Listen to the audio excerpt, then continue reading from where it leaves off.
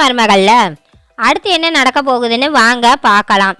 இங்கே தமிழ் என்ன பதில் சொல்கிறதுனே தெரியாமல் அமைதியாக நிற்கவும், அப்போ தான் அந்த சாவித்திரியும் ஈஸ்வரியும் மாற்றி மாற்றி தமிழ்கிட்ட கேள்வி கேட்கவும், எதுக்கடி சும்மா அவளையே போட்டு கேள்வி கேட்டுக்கிட்டு இருக்கிறீங்க? நான் தாண்டி அவளை பரீட்சை எழுத கூட்டிகிட்டு போனேன். சொல்ல போனால் நான் அவளை பரீட்சை எழுத கூட்டிகிட்டு போன விஷயம் சேதுக்கே இப்போ தான் தெரியும். சேதுவுக்கு இந்த விஷயம் தெரியாது. நாங்கள் ஆஸ்பத்திரிக்குள்ளே இருப்போம்னு நினச்சி சேது ஆஸ்பத்திரிக்கு வெளியே நிற்பான். நாங்கள் ஆஸ்பத்திரிக்கு பின்வாசல் வழியாக வந்துட்டு வேற ஒரு வண்டியை பிடிச்சி இவளை கூட்டிகிட்டு போய் பரீட்சை எழுத வச்சுட்டு திரும்ப ஆஸ்பத்திரிக்கே வந்துடுவோம். அப்புறம் ட்ரீட்மெண்ட் முடிஞ்சிச்சு அப்படின்னு சொல்லிட்டு சேது எங்களை ஆஸ்பத்திரியில் இருந்து வீட்டுக்கு கூட்டிகிட்டு வந்துடுவான். இதாண்டி நடந்துச்சு. சேதுவுக்கே இப்போ தான் உண்மை தெரியும். போதுமா? சேது மேலே பழிய போடாமல் நீங்கள் சும்மா இருங்க.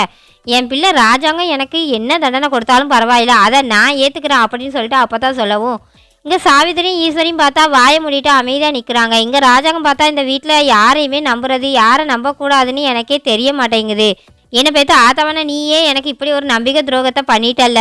உனக்கே நல்லா தெரியும், வயசுக்கு வந்த பிள்ளைங்க எல்லாம் நம்ம வீட்டை விட்டு படி தாண்டி போய் படிக்கக்கூடாதுங்கிறது உனக்கே தெரியும். இந்த வீட்டுக்கும் படிப்புக்கும் ரொம்ப தூரம்னு உனக்கு தெரியும். அது எல்லாமே தெரிஞ்சு என் வார்த்தை கொஞ்சம் கூட மதிப்பே கொடுக்காம நீ இப்படி நடந்துக்கிட்டல. நீ இப்படி செய்வேன்னு நான் நினச்சி கூட பார்க்கல. இனிமேல் என் வாயால் உன்னை ஆத்தான்னு கூப்பிடவே மாட்டேன் அப்படின்னு சொல்லிட்டு ராஜாங்கம் கோவமாக சொல்லிட்டு உள்ளே போயிடுறாரு. இங்கே அப்பத்தாவை பார்த்தா அழுகவே ஆரம்பிச்சிடுறாங்க. ஐயா ராஜாங்கம் என்ன இப்படி சொல்லிட்டா அப்படின்னு சொல்லிட்டு இங்கே அப்பத்தா அழுதுகிட்டு இருக்கவும், இங்கே ஈஸ்வரி சாவித்திரியும் அடியே இனிமேல் இதுக்கு மேலே ஏதாவது படிக்க போகிறேன் கிழிக்க போகிறேன்னு சொல்லிக்கிட்டு திரிஞ்சா அவ்வளோதான் அப்படின்னு சொல்லிட்டு இங்கே ஈஸ்வரியும் சாவித்திரியும் சொல்லவும், ஏய் என்னடி இப்போ உங்களுக்கு பிரச்சனை? அதான் என் பிள்ளை எனக்கு தண்டனை கொடுத்துட்டான்ல, சும்மா சும்மா அவளையே நோண்டி நோண்டி கேள்வி கேட்டுக்கிட்டு இருக்கிறீங்க.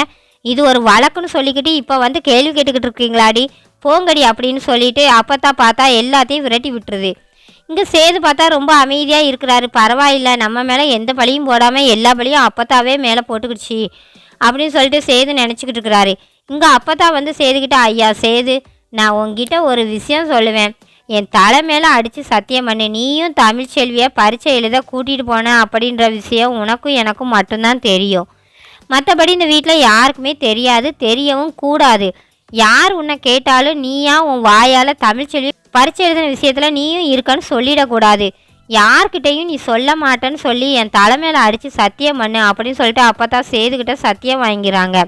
என் பிள்ளை என் மேலே கோவத்தில் தான் இருப்பான், அவனுக்கு கோவப்பட உரிமை இருக்குது. அதனால் என்கிட்ட கோவப்பட்டுக்கிட்டு இருக்கான். அவன் கோவம் எல்லாம் கொஞ்ச நாள் தான், அதெல்லாம் எப்படி போக்கணும் எனக்கு தெரியும் அப்படின்னு சொல்லிட்டு அப்போ தான் இங்கே சொல்லிக்கிட்டு இருக்கிறாங்க. இங்கே தமிழ் பார்த்தா ஸ்கூல் ஹெச்எம்க்கு ஃபோன் பண்ணி இந்த மாதிரி 600 மார்க் வாங்கினதை பற்றி ஸ்கூலில் ஹெச்எம் கிட்ட சொல்லிக்கிட்டு இருக்காங்க. அவங்களும் நல்லதுமா அப்படியே சொல்லிவிட்டு, கண்டிப்பாக நீ டாக்டருக்கு தான் படிக்கணும், உன்னுடைய மாமனார் செய்தியில் எல்லாம் சொல்லிக்கிட்டு இருந்தார் உன்னை டாக்டருக்கு படிக்க வைக்கணும்னு, அதனால தான் கண்டிப்பாக நீ டாக்டருக்கு தான் படிக்கணும் அப்படின்னு சொல்லிட்டு இங்கே தமிழுடைய ஸ்கூல் ஹெச்எம் சொல்லிக்கிட்டு இருக்கிறாங்க. இங்கே வீட்டில் செல்லப்பாண்டி வசந்தி எல்லாத்துக்கும் பார்த்தா தமிழில் 600 மார்க் வாங்கின விஷயம் தெரிஞ்சு போயிடுது. இது தெரிஞ்சதும் செல்லப்பாண்டி பயங்கரமாக கோவப்பட்டுக்கிட்டு இருக்கிறாரு. அந்த வீட்டு பெரியவருக்கு தெரியாமல் இந்த பிள்ளை ஏன் இப்படி பண்ணிக்கிட்டு இருக்கு, அதுவும் அந்த வீட்டு அம்மாவே இப்படி ஒரு விஷயத்த பண்ணி இருக்காங்களே, இப்போ தமிழுக்கு என்ன பிரச்சனை வரப்போகுதோ தெரியலையே அப்படின்னு சொல்லிட்டு செல்லப்பாண்டி வசந்தியும் பார்த்தா வருத்தப்பட்டுக்கிட்டு இருக்கிறாங்க. இங்கே பார்த்தா அந்த கூட்டு களவாணிகள்லாம் சேர்ந்து நின்றுக்கிட்டு கூட்டமாக பேசிக்கிட்டு இருக்கிறாங்க. இந்த சாவித்திரி ஈஸ்வரி சித்ரா எல்லாம் பார்த்து பேசிக்கிட்டு இருக்கிறாங்க. அது என்னம்மா பெரியப்பா வர வர சேதுக்கும் சேது பொண்டாட்டிக்கும் எந்த தண்டனையும் கொடுக்காம இருக்கிறாரு, ஏதோ அப்பத்தா கிட்ட மட்டும் நீ ஆத்தான்னு கூப்பிடாதேன்னு சொல்லிட்டு என்னமோ பெரிய தண்டனை கொடுத்த மாதிரி சொல்லிக்கிட்டு இருக்கிறாரு. நம்ம போஸ்க்கு மட்டும் எவ்வளோ பெரிய தண்டனை கொடுத்தாரு, அந்த அவுட் ஹவுஸில் போய் தங்க சொல்லி இருக்கிறாரு. அதே மாதிரி சேதுக்கும் சொல்லி இருக்க வேண்டியது தானே, சேது பொண்டாட்டிக்கு சொல்லி இருக்க வேண்டியது தானே, அவளை இந்த வீட்டை விட்டு துரத்தி இருக்க வேண்டியது தானே அப்படின்னு சொல்லிட்டு இங்கே சித்ரா கத்தவும், அப்போ தான் பார்த்தா ஈஸ்வரி நம்ம எல்லாத்துக்கும் ஒரு தீர்ப்பு சொல்லுவார், ஆனால் அவருடைய பிள்ளைக்கும் அவருடைய மருமகளுக்கும் வேறு ஒரு தீர்ப்பு சொல்லுவார் அப்படின்னு சொல்லிட்டு இங்கே ஈஸ்வரி சொல்லிக்கிட்டு இருக்கு. இதை இப்படியே விட்டு விடக்கூடாது மதினி அப்படின்னு சொல்லிட்டு இங்கே பார்த்தா சாவித்திரி சொல்லிக்கிட்டு இருக்கு. இப்போ நம்ம என்ன பண்ணணும் அப்படின்னு சொல்லிட்டு இங்கே 4 பேர் பார்த்தா ஒரு பிளான் போட்டுக்கிட்டு இருக்கிறாங்க.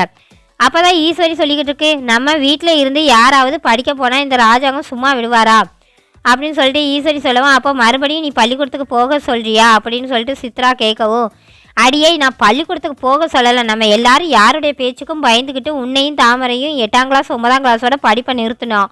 இவருடைய பேச்சை கேட்டுதான். ஆனால் இப்போ இவருடைய சின்ன மருமகள் மட்டும் 12ஆம் கிளாஸ் வரை பரீட்சை எழுதுறாள், அதில் முதல் மார்க்கும் வேற வாங்கியிருக்கா. அப்போ நம்ம வீட்டு பிள்ளைங்க எல்லாம் படிக்கக்கூடாது, இது என்ன நியாயம்?